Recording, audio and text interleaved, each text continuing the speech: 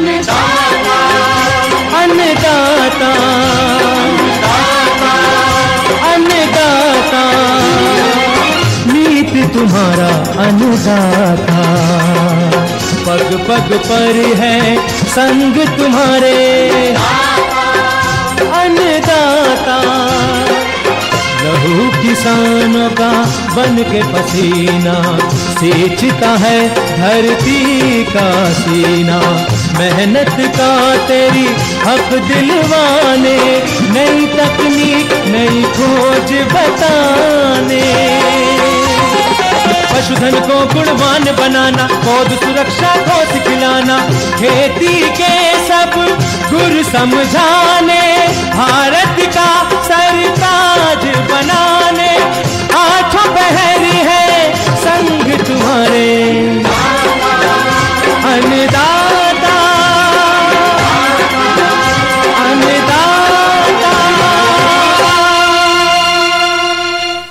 नमस्कार, मैं राधा ठाकुर आप सभी दर्शकों का अन्नदाता कार्यक्रम में स्वागत करती हूं। हमारे देश का किसान जन का पोषक है, वे श्रम का देवता है, अन्नदाता है। उसमें ही भारत की आत्मा निवास करती है और ऐसे ही किसान भाइयों की प्रगति के लिए हम खेतीबाड़ी से जुड़ी बहुत सी नई लाभकारी जानकारियां हर रोज सुबह लेकर आते हैं। तो चलिए कार्यक्रम शुरू करने से पहले देखते हैं क्या है आज के अन्नदाता में। मछली सह बतख पालन है किसानों के लिए लाभकारी।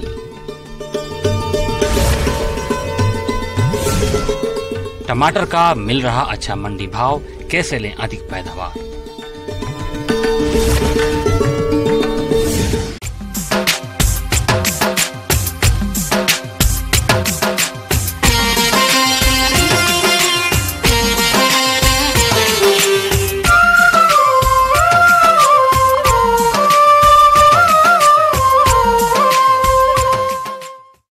बतख सह मत्स्य पालन एकीकृत मछली पालन की ही एक विधा है। इसमें मछली पालन के साथ बतखों का पालन किया जाता है। इस तरह से दोनों का पालन करने से किसानों को दोहरा लाभ मिलता है। एक और जहां लागत में कमी आती है, वहीं दोनों के पालन से आमदनी भी बढ़ जाती है। अगर आप भी मछली सह बतख पालन करना चाहते हैं तो किन किन बातों का खास ध्यान दें, चलिए जानते हैं बिरसा कृषि विश्वविद्यालय जिला रांची के डॉक्टर A.K. सिंह से।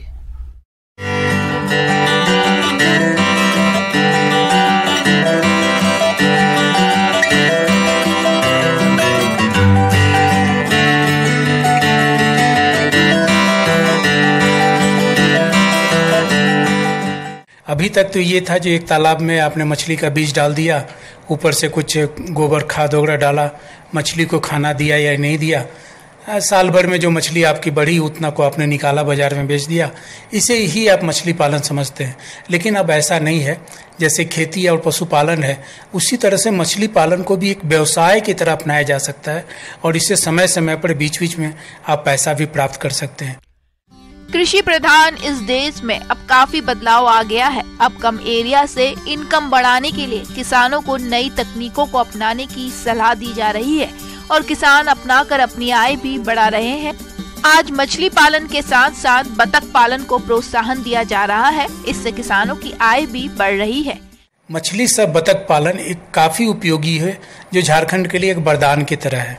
कारण यह है कि हमारे यहाँ तालाब की जो मिट्टी है उसकी उर्वरा शक्ति बहुत अच्छी नहीं है, इसलिए उसमें हमेशा गोबर और दूसरे खाद देते रहने की ज़रूरत पड़ती है।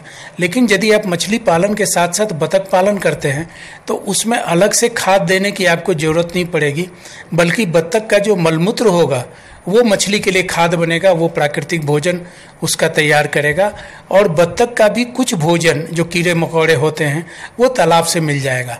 और साथ ही साथ आप जानते ही हैं जो बतख पालन में बतख को नाक की सफाई करने के लिए पानी की आवश्यकता होती है। जो किसान भाई बतख पालते हैं वो देखते हैं जो बतख के लिए एक अलग नाली बनाते हैं या पानी का व्यवस्था करते हैं ताकि वो अपने नाक की सफाई कर सके। तो तालाब यदि आपके पास है तो आप बतख को वहाँ बड़ा आसानी से पाल भी सकते हैं। साथ ही साथ आप बतख का मांस बेच सकते हैं, बतख का अंडा बेच सकते हैं और मछली बेच सकते हैं। हर महीने हर 15 दिन पर कुछ न कुछ फायदा होते चला जा रहा है। मछली सह बतख पालन में मछलियों और बतखों के संतुलन का ध्यान जरूर रखें। मछलियों के संचय दर सामान्य रखी जाती है, लेकिन बतख एक निर्धारित संख्या में ही पाला जाता है। अब जैसे मछली और बतख पालन करते हैं, तो यदि आपके पास 1 एकड़ का जमीन है, तब आपको उसमें 120 बतख पालने हैं। अब कौन से बतख पालेंगे? तो सबसे अच्छे जो बतख है, जो बहुत ज़्यादा अंडा देती है, वो खाकी कैम्बल नाम की है। खाकी रंग का बतख है खाकी कैम्बल। यदि आप 120 बतख पालते हैं नर और मादा मिला करके, तो आपको वहाँ से अंडे मिलेंगे। और ये अंडे बाजार में मुर्गी के अंडे से महंगे बिकते हैं। अगर मुर्गी के अंडे 5 रुपया बिकता है, तो बतख के अंडा 10 रुपया बिकेगा, क्योंकि आप जानते हैं इसका साइज भी बड़ा होता है और उसमें कुछ औषधीय गुण होता है, मेडिसिनल वैल्यू होता है बतख के अंडे में, तो लोग इसको पसंद करते हैं। और ये बतख आपका 4 महीने के बाद से अंडा देना शुरू कर देगी। और खाकी कैम्बल पूरे सालों भर अंडा देते रहती है। अब ये तो बड़ा खुशी की बात है, सालों भर अंडा देगी तो आपको लगभग 300 साढ़े 300 अंडे मिल जाएंगे। लेकिन इसके साथ कमी ये है, जो खाकी बतख अपने अंडे पर बैठती नहीं है, तो हर बार आपको खाकी कैम्बल का चूजा, छोटा बच्चा जो है बतख का, वो खरीद के लाना पड़ेगा। तो ये एक समस्या है। तो कहीं कहीं पर किसान भाई क्या करते हैं, जो खाकी कैम्बल बतख के साथ साथ देसी बतख भी पाल लेते हैं। अब जब खाकी कैम्बल ने अपना देसी बतख ने अंडा दिया, तो उस अंडे को हटा के वहाँ खाकी कैम्बल के बतख को रख दिए और देसी मादा बतख से उस अंडे को सेकना शुरू करवा देते हैं। और इसके बाद जो बच्चे निकलते हैं वो खाकी कैम्बल का निकलते हैं। अगर आप चाहें तो देसी बतख भी रख करके और उसको खाना अगर अच्छा से दें, प्रोटीन वाला खाना उसको ज़्यादा खिलाएं, तो लगभग 150 से 160 अंडे आपको मिल जाएंगे।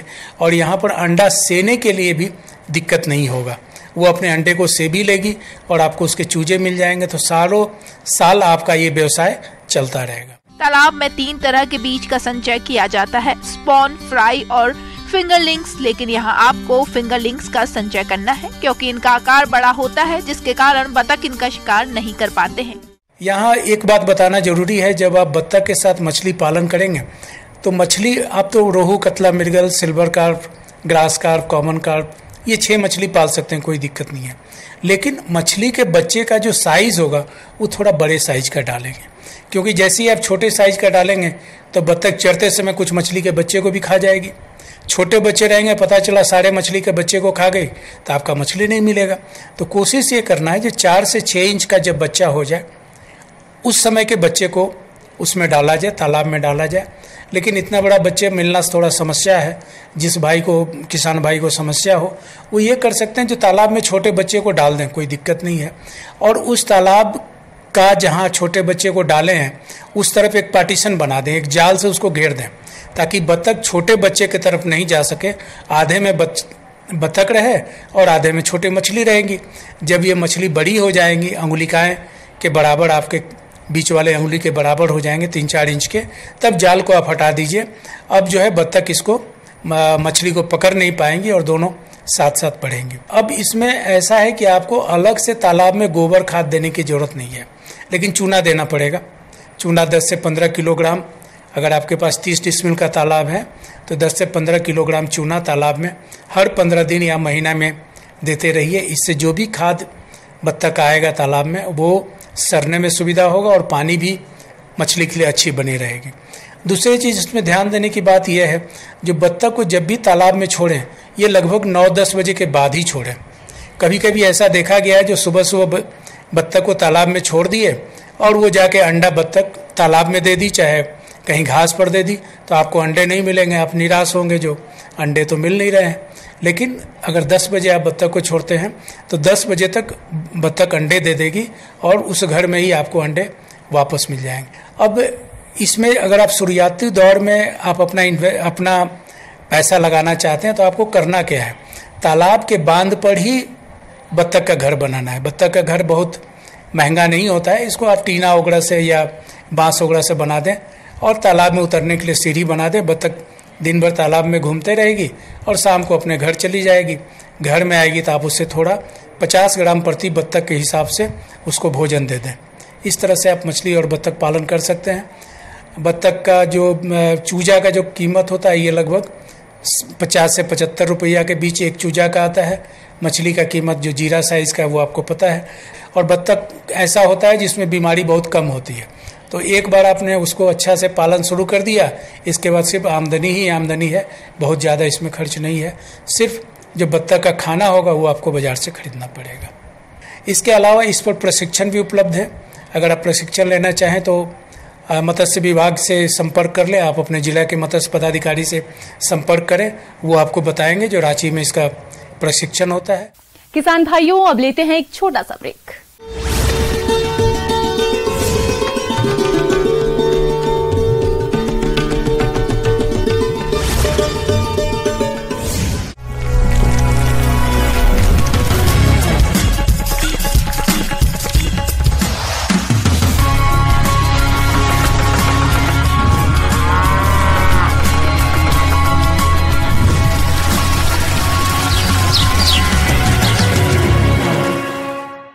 ब्रेक के बाद आप सभी दर्शकों का अन्नदाता कार्यक्रम में स्वागत है।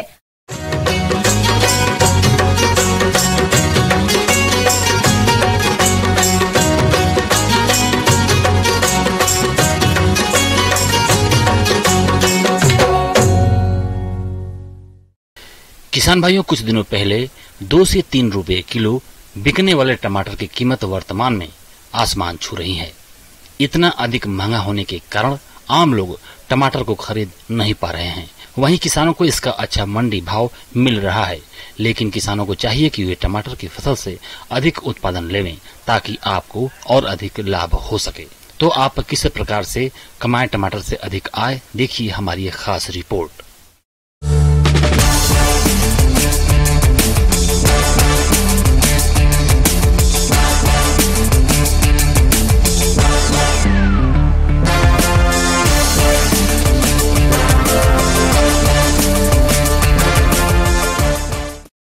टमाटर है वो टमाटर आलू एवं प्याज के बाद में तीसरी मुख्य फसल है जो कि अपने भारतवर्ष में उगाई जाती है। टमाटर से किसान भाई अच्छा मुनाफा ले सकते हैं। इसके जरूरी होता है कि हमें सही किस्म का चयन के साथ ही हमें उसके जो कृषि क्रियाएं होती है उन कृषि क्रियाओं को हमें अच्छे सही ढंग से हमें अपनानी होती है। किसान भाइयों, आजकल जो ड्रिप सिंचाई, जो बूंद-बूंद सिंचाई प्रणाली है वो काफी प्रचलित है। हमें बूंद-बूंद सिंचाई इसमें प्रयोग में लानी होती है और हमें ये भी ध्यान रखना होता है कि जो पानी है वो पानी हमें आवश्यकता से अधिक नहीं देना होता है, नहीं तो उसमें कई तरह की समस्याएं भी पैदा हो जाती है। टमाटर की खड़ी फसल में मौसम को देखते हुए सिंचाई करनी चाहिए। इसके अलावा टमाटर की फसल में सिंचाई के साथ घुलनशील उर्वरकों को भी देवें, जिससे टमाटर की फसल से अधिक पैदावार मिलेगी। साथ ही किसान भाइयों, 2-3 इसमें मुख्य चीजें ये भी है कि टमाटर में 3 तरह की किस्में आती है। एक निर्धारित वृद्धि करने वाली, एक अनिर्धारित वृद्धि करने वाली और एक इन दोनों के बीच की। तो जो निर्धारित वृद्धि करने वाली में तो क्या होता है कि जो टॉप होता है, जो पौधे का जो शीर्ष भाग होता है उसमें पुष्पन आ जाता है और उसके बाद में अपने आप ही पौधे की जो ग्रोथ रुक जाती है। यदि सेमी डिटर्मिनेट और इनडिटर्मिनेट यानी जो अनिर्धारित करने वाली जो आती है तो उसमें हमें चाहे रस्सी हो अथवा जो बांस की खरपचियां हो उनकी सहायता से हमें सारा लगाना आवश्यक होता है। जैसे ये हम टमाटर की फसल देख रहे हैं तो ये सेमी इनडिटर्मिनेट टाइप की किस्म है। जैसे पौधे की बहुत अच्छी बढ़वार हो गई है, अब हमें इसमें मिट्टी चढ़ाने के साथ साथ ही अब इसमें हमें किसी रस्सी अथवा खरपच्ची की सहायता से हमें इसमें सहारा लगाना जरूरी है, क्योंकि यदि वो हम नहीं करेंगे तो हमारे जो पौधे हैं वो जमीन के ऊपर ही फैल जाएंगे और फल की गुणवत्ता भी कम मिलेगी, साथ ही जो अपनी जो पैदावार होगी वो पैदावार भी हमें उतनी नहीं मिल पाएगी। इसके बाद किसान भाइयों बात आती है कि कई तरह की, जैसे मान लो फल फूल गिरने की, तो हम जो ब्लाइटोक्स आता है उसको भी हम ब्लाइटोक्स 50 को भी हम 3 ग्राम प्रति लीटर के हिसाब से हम इसमें छिड़काव कर सकते हैं। इसके अलावा जो अपना प्लानोफिक्स जो दवा आती है, प्लानोफिक्स पादपवर्धी नियामक होती है, इसकी कम अथवा जो ज्यादा मात्रा होती है वो विपरीत प्रभाव डालती है। तो जो प्लानोफिक्स है वो 1 ml जो दवा है वो 4 लीटर अथवा 5 लीटर पानी की दर से हमें डाल के हमें छिड़काव कर देना होता है। तो उससे क्या होगा कि जो फूल जड़ने वाली समस्या है वो फूल जड़ने वाली समस्या को काफी हद तक हम इसको कंट्रोल कर सकते हैं।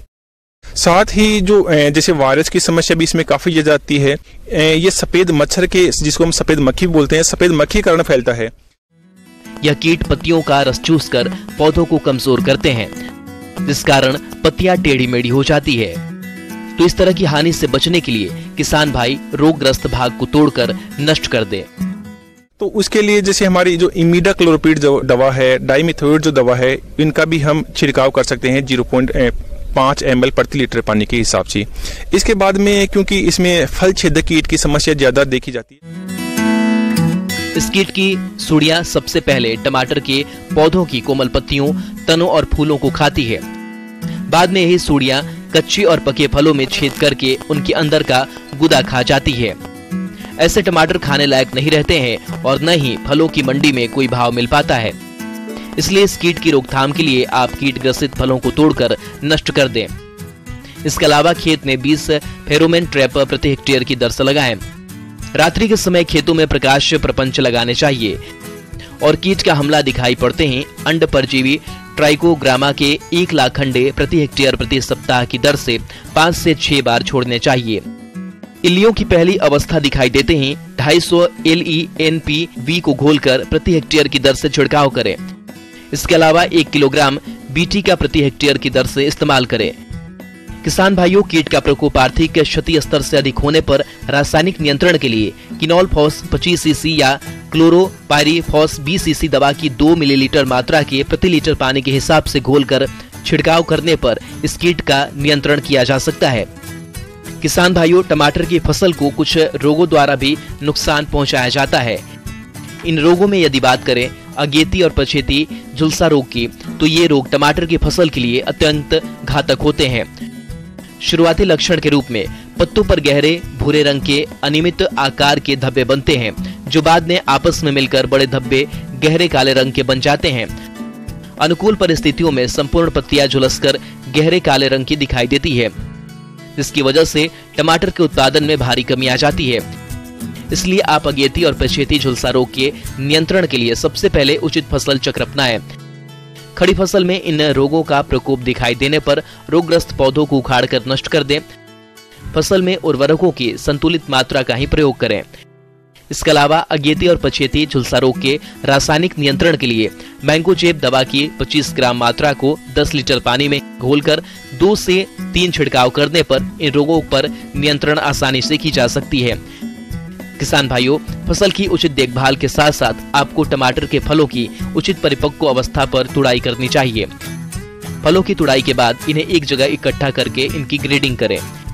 ग्रेडिंग करते समय सड़े गले और काणे फलों को निकाल दें, जिससे टमाटर के फलों की क्वालिटी अच्छी बनी रहे और फिर टमाटर के फलों को कैरेट या थैलियों से भरकर मंडी में ले जाएं, जिससे आपको टमाटर का और अच्छा बाजार भाव मिलेगा और आपकी आमदनी में बढ़ोतरी होगी। तो किसान भाइयों, जरूरी है कि हमें सही किस्म के साथ ही हमें सही जो प्रक्रियाएं हैं उनका भी हमें ख्याल रखना पड़ेगा और ये जो चीजें हम ध्यान में रखें अच्छी पैदावार ले सकते हैं। आगे और भी है खेतीबाड़ी से जुड़ी हुई बहुत सी रोचक जानकारियां। यहां रुकेंगे एक छोटे से ब्रेक के लिए।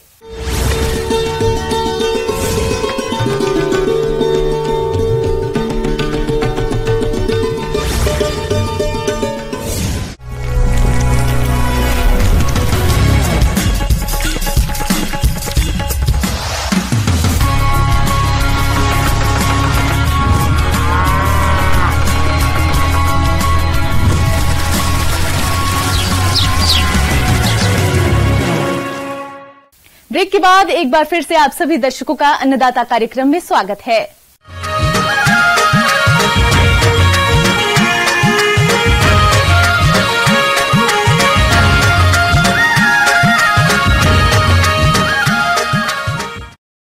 झारखंड सहित बिहार के कई जिलों में सोयाबीन की खेती का रकबा बढ़ा है। प्रदेश के जिन किसानों ने सोयाबीन की खेती की है, उनकी फसल अभी बढ़वार की शुरुआती अवस्था में है और फसल की बढ़वार अच्छी तरह से होती रहे, इसके लिए अभी से ही फसल की देखरेख पर विशेष ध्यान देने की जरूरत है, जिसके बारे में बता रहे हैं डॉक्टर अरविंद कुमार सिंह।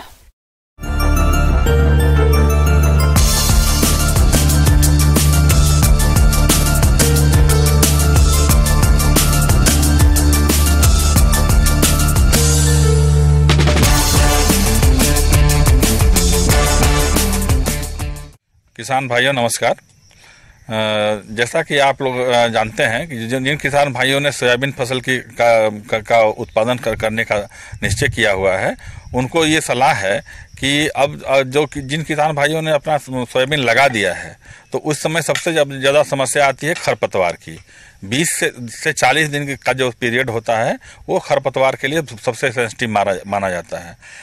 जैसा जानते हैं कि सोयाबीन अपलैंड में लगाया जाता है, टाण में लगाया जाता है, और टाण में खरीफ में बहुत सारे खरपतवार आते हैं।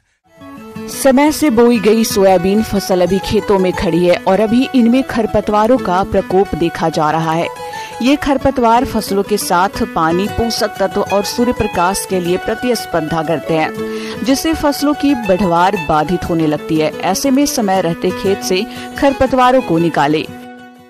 तो अगर 40 दिनों के आसपास अगर आप 2% यूरिया का छिड़काव, इसमें यूरिया का टॉप ड्रेसिंग नहीं करते हैं सोयाबीन में, आपको 2% सिर्फ जो है यूरिया का छिड़काव आप अगर अपने फसल में करते हैं तो भी आप जो है, या आप नैनो यूरिया का भी प्रयोग 2% के हिसाब से, कि 40 से 45 दिन पे फ्लावरिंग आती है, फ्लावरिंग के समय एक अवश्य करनी चाहिए। और अगर आप किसान भाइयों के पास साधन उपलब्ध है तो उसको पार्ट फॉर्मेशन यानी कि करीब 65-70 दिनों के लगाने के 65 से 70 दिनों के बाद जरूर से जरूर आप जो है 2% यूरिया का छिड़काव करेंगे तो आपका उत्पादन बहुत बढ़ जाएगा। कभी कभी अधिक वर्षा या निचले क्षेत्र में लगी फसल में जल भराव की समस्या होने लगती है। सोयाबीन की फसल जल भराव को सहनशील नहीं होती है। जल भराव के कारण पौधों की बढ़वार पर विपरीत असर पड़ता है, इसलिए खेत से समय समय पर जल निकास की व्यवस्था करें और पौधों के पास मिट्टी चढ़ा दें। ये जैसा कि आप लोग जानते हैं कि एक दलहनी फसल है, तो अगर पहले तो है कि टाण में पानी लगता नहीं है अगर टाण में लगा रहे हैं तो, लेकिन अगर कहीं ऐसी समस्या है जहां पानी लगने की समस्या है तो उसमें आप जल निकासी का उचित प्रबंधन करें, क्योंकि अगर इसमें आप 24 घंटा से ज़्यादा पानी लग जाता है खेत में तो फिर उस खेत में सोयाबीन का क्या उत्पादन घट जाता है। उसी के साथ साथ जैसा कि मानसून आप देख ही रहे हैं, जिन किसान भाइयों के पास पानी का साधन उपलब्ध है तो वो अपनी अगर बुआई रुकी हुई है तो पानी दे करके बुआई शुरू कर सकते हैं, या इसमें जो है फ्लावरिंग जो 45 दिन से 50 दिन का पीरियड होता है, उस समय फ्लावरिंग के समय में पानी का समस्या नहीं होना चाहिए। अगर आपके खेत में मॉइस्चर नहीं है तो आपका उत्पादन बहुत घट जाएगा। तो उस स्थिति में आपको एक अपने इरिगेशन अगर पानी सिंचाई की व्यवस्था करनी है अगर पानी नहीं बरसता है। वैसे तो जनरली झारखंड में से ही हो जाता है, जनरली पानी देने की आवश्यकता नहीं पड़ती है सोयाबीन को। सोयाबीन की फसल में शुरुआती अवस्था में चक्र भृंग कीट का प्रकोप देखा जाता है।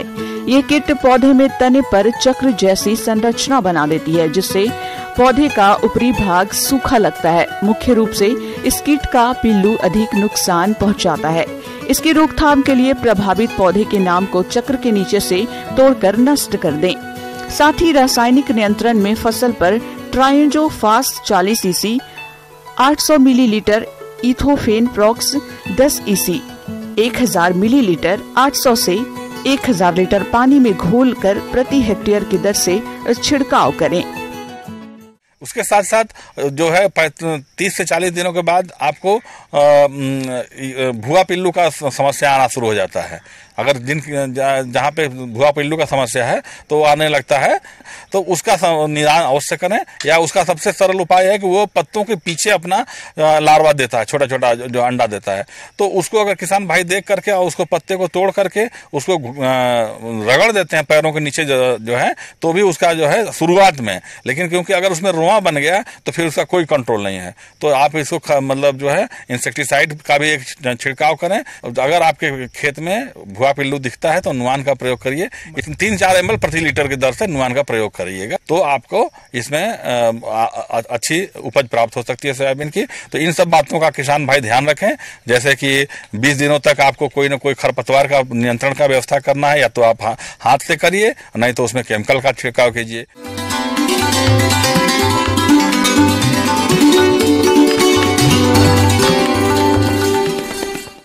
आइए जानते हैं अन्नदाता निशुल्क फोन के माध्यम से पूछे गए समस्याओं का समाधान। आज की अन्नदाता हेल्पलाइन में हमने जिस प्रश्न को शामिल किया है उसे पूछा है गांव ओसाई, जिला भोजपुर के जगन लाल ने। आपने बरसात के मौसम में मुर्गियों की देखरेख के बारे में जानकारी चाहिए है, तो इसके लिए देखिए कार्यक्रम का यहाँ अंश। किसान भाइयों, जैसा कि आप जानते हैं कि अब हमारे राज्य में भी मानसून का शुरुआत हो चुका है और अभी आगे भी इस तरह का हमें मानसून में बरसात का मौसम देखने को मिलेगा। तो सबसे पहली चीज़ है कि आप जहाँ पर भी अपने शेड रखे हैं उसमें कहीं से भी पानी टपकने ना दें। अगर टपक रहा हो तो ऊपर में प्लास्टिक लगा करके आप उसको पानी को बाहर की तरफ निकाल दें, ताकि आपके शेड के अंदर में जो आपने लीटर बिछा के रखा है वो कि उसकी समस्या आपको नहीं होगी। अगर आपने बहुत ज़्यादा मुर्गियों को रखा है तो ऐसी स्थिति में आप पंखे की भी व्यवस्था कर सकते हैं, ताकि अंदर में हवा, पूरे शेड के अंदर एक टेम्परेचर और हवा बना रहे। नमी को दूर करना सबसे बड़ी चीज़ है। किसान भाइयों, अपने प्रदेश में मुर्गी पालन व्यवसाय लगभग सभी क्षेत्रों में किया जाता है, लेकिन मुर्गियों का प्रबंधन करने में मुर्गी पालक भाई कोई विशेष ध्यान नहीं देते हैं, जिसके कारण मुर्गियों के मरने की दर भी अधिक है। प्रबंधन में लीटर की बात करें तो हम बिछावन कहते हैं। यह मुर्गी पालन व्यवसाय में एक मुख्य बिंदु है, जिस पर मुर्गी पालक भाइयों को विशेष ध्यान देने की जरूरत होती है। ग्रोअर में उतनी अधिक समस्या आपको नहीं आएगी, लेकिन सिर्फ इस बात का ध्यान रखना है कि आपके लीटर को जो बिछाते हैं ज़मीन पे, पुआल की कुट्टी, धान का भूसा या फिर लकड़ी की कुन्नी, तो इनको आप चलाते रहिए। लीटर में नमी की जांच करने के लिए लीटर को मुट्ठी में लें और उसे खोलें। अगर लीटर भुरभुरा है तो नमी कम है, हल्का बन जाए तो नमी सही है, और अगर गोल बने, चिपचिपाहट हो तो लीटर में नमी अधिक है, और नमी अधिक होने पर लीटर को तुरंत बदल देना चाहिए। सबसे बड़ी समस्या बरसात के दिनों में आपको कॉक्सीडियोसिस का और वर्म्स का यानी कि डिवर्मिंग करना और कॉक्सीडिया के दवा 3 से 4 दिनों तक चलाना अति आवश्यक है। नहीं तो अचानक आप देखेंगे कि फार्म के अंदर आपका मुर्गियों में मृत्यु दर अधिक हो गई। दूसरी बात, इस चीज़ का ध्यान रखें कि आहार पे, तो आहार में इसमें नमी, आहार में भी ज़्यादा नमी नहीं होना चाहिए। अगर आप बोरा में अनाज लेकर के दाना लेकर के आए हैं तो आप उसे प्लास्टिक के ड्रम में या टीना के ड्रम में रखें, क्योंकि उसमें बोरा में होता क्या है कि आप कहीं दीवार से लगा करके या ज़मीन से नमी आपके दाना के अंदर चला जाता है, और दाना जब आपका नमी से हो जाएगा तो उसमें आपके फंगस होने की संभावना अधिक हो जाती है, और ये फंगस लगा हुआ दाना अगर मुर्गियों को खिलाएंगे तब भी वो उनके अंदर में टॉक्सिन डेवलप कर देता है फंगस, और जिसके वजह से आपके मृत्यु दर होना शुरू हो जाएगी। तो इन सभी बातों को अगर आप ध्यानपूर्वक मुर्गी पालन में रखेंगे तो निश्चित ही आपको मुर्गी पालन से लाभ हो सकता है। किसान भाइयों, कृषि संबंधित समस्या और सुझावों के लिए आप हमें इस पते पर संपर्क कर सकते हैं।